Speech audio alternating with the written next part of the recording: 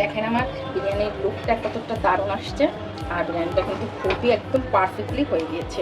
আসসালামু আলাইকুম ভিউয়ার্স, খুব মজাদার ও সুস্বাদু একটা রেসিপি নিয়ে হাজির হচ্ছি। সেটা হচ্ছিল কবুতর। আমি এখানে কবুতরের মাংস নিয়েছি 4টে। আমি এই কবুতরের মাংস দিয়ে এখন বিরিয়ানি রান্না করে দেখিয়ে দেবো কত সহজ এবং সুস্বাদু হয়, সেটাই দেখিয়ে দিচ্ছি। আমি এখন চলে যাই। আমি বিরিয়ানিটা রান্না করার জন্য সরিষার তেলটা নিয়েছি। সরিষার তেলটা অলরেডি গরম হয়ে গিয়েছে। এখানে আমি একটা পরিমাণে পেঁয়াজ কুচি দিয়ে দিচ্ছি। পেঁয়াজটাকে আমি গোল্ডেন কালার করে ভেজে নিব। আমার পেঁয়াজটা কিন্তু অলরেডি গোল্ডেন কালার হয়ে গিয়েছে, যেহেতু ফেনার কারণে একটু দেখা যাচ্ছে না। এখন আমি এর ভিতরে বাটা মশলা দিয়ে দিচ্ছি, আদা বাটা, জিরে বাটা আর রসুন বাটা। মশলা দিয়ে খুব সুন্দর কষিয়ে নিব। মশলা দিয়ে পেঁয়াজটা কষানো হয়ে গেছে। এখন আমি এখানে স্বাদ মতো লবণটাকে অ্যাড করে দিচ্ছি। এখন আমি কবুতরগুলোকে দিয়ে দিচ্ছি। কবুতর দিয়ে খুব সুন্দর কোনো মশলার সাথে কষিয়ে নেব। এই পর্যায়ে আমি কিছু কাঁচামরিচ বাটা দিয়ে দিচ্ছি, কারণ বিরিয়ানিটা আমার কাছে তো কাঁচামরিচটাই বেশি ভালো লাগে শুকনো মরিচের থেকে। এখন আমি এই মরিচটা দিয়ে আমি কবুতরটাকে আরও 2 থেকে 3 মিনিট কষিয়ে নেব। কষাতে কষাতে কিন্তু অলরেডি পানি উঠে গেছে। আমি একটু ঢাকনা দিয়ে ঢেকে দিচ্ছি প্রায় 3 থেকে 4 মিনিটের জন্য। 3-4 মিনিট করে আমি ফিরে আসছি। কষানো হয়ে গিয়েছে।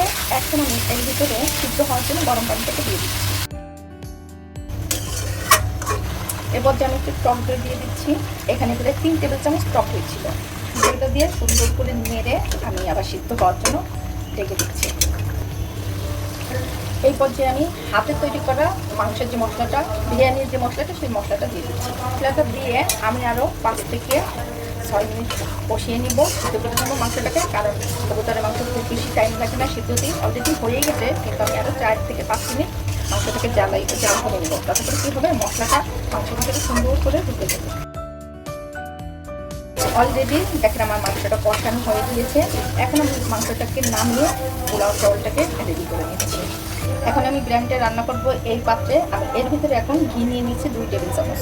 অল্প কিছু পেঁয়াজকে ব্রেস্তা করে নিচ্ছি, কেটে নিচ্ছি। অলরেডি ব্রেস্তাটা কমপ্লিট হয়ে গেছে। এখন আমি চাউলটাকে দিয়ে দিচ্ছি। এখন আমি চাউলটাকে খুব সুন্দর করে একটু ভেজে নেব। এখানে 2.5 কাপ চাউল আছে। এই পর্যায়ে আমি 2টি তেজপাতা দিয়ে দিলাম আর লবঙ্গ আর দারুচিনি দিয়ে দিলাম। আমি কিন্তু মাংসের ভিতরে তেজপাতা লবঙ্গ কিন্তু দিইনি, আমি এখন এই পোলাওর ভিতরে দিয়ে দিচ্ছি। আমার দেখেন অলরেডি চাউলটা কিন্তু ভাজা ভাজা হয়ে গেছে। এখন আমি এর ভিতরে গরম পানিটাকে অ্যাড করে দিচ্ছি। এখানে আমি 2.5 কাপ চাউলের জন্য 5 কাপ পানি ফুটিয়ে নিয়েছি। সবসময় মেজারমেন্ট করে পোলাও বিরিয়ানি রান্না করলে কিন্তু একদম পারফেক্ট এবং ঝরঝর হয়ে যায়। পর্যায়ে আমি একটু লবণ অ্যাড করে দিয়ে দিচ্ছি। এখন কিন্তু বেশ কয়েকবার নাড়াচাড়া দিতে হবে, তাতে করে কি হবে, উপরের চাউল নিচে আর নিচের চাউলটা উপরে যাবে এবং চাউলটা খুব সুন্দরভাবে ফুটে যাবে। আমি এখন ঢেকে দিচ্ছি 2 মিনিটের জন্য।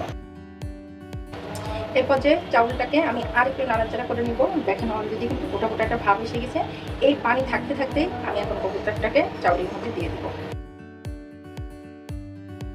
ভালো করে নাড়াচাড়া দিয়ে দমে বসিয়ে দিতে হবে।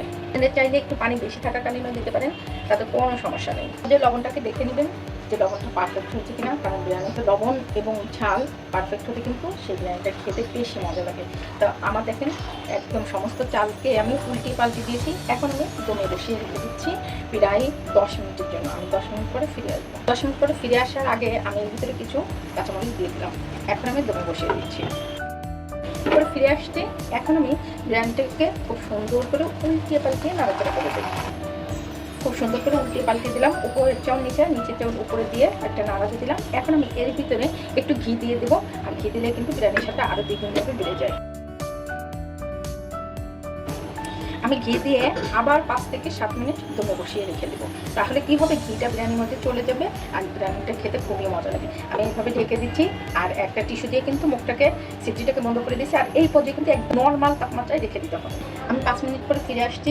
দেখেন আমার বিরিয়ানির লুকটা কতটা দারুণ আসছে আর বিরিয়ানিটা কিন্তু খুবই একদম পারফেক্টলি হয়ে গিয়েছে। অনেক সময় দেখবেন যে গরম অবস্থায় বিরিয়ানিটা কিন্তু মনে হচ্ছে যে গায়ের সাথে গা লেগে যাচ্ছে। যখন হালকা একটু ঠান্ডা হয়ে যায় তখন কিন্তু একদম পারফেক্ট ঝুরঝুর হয়ে যায়।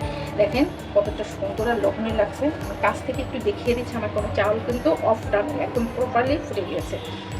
তো আপনারা যদি আমার চ্যানেলে নতুন হয়ে থাকেন প্লিজ আমাকে সাবস্ক্রাইব করে আমার পাশে থাকবেন, আমাকে সাপোর্ট করবেন। আর ফেসবুক থেকে দেখে থাকলে অবশ্যই একটা লাইক এবং ফলো দিয়ে রাখবেন, যাতে করে আমার রেসিপিগুলো আপনাদের কাছে খুব দ্রুত পৌঁছে যায়। আর আমার কবুতরের বিরিয়ানিটা কেমন লাগলো অবশ্যই কমেন্টস করে জানিয়ে দেবেন। এই পর্যন্ত সবাই ভালো থাকবেন। নতুন কোনো রেসিপি নিয়ে আবার সামনে হাজির হবো। আল্লাহ হাফেজ।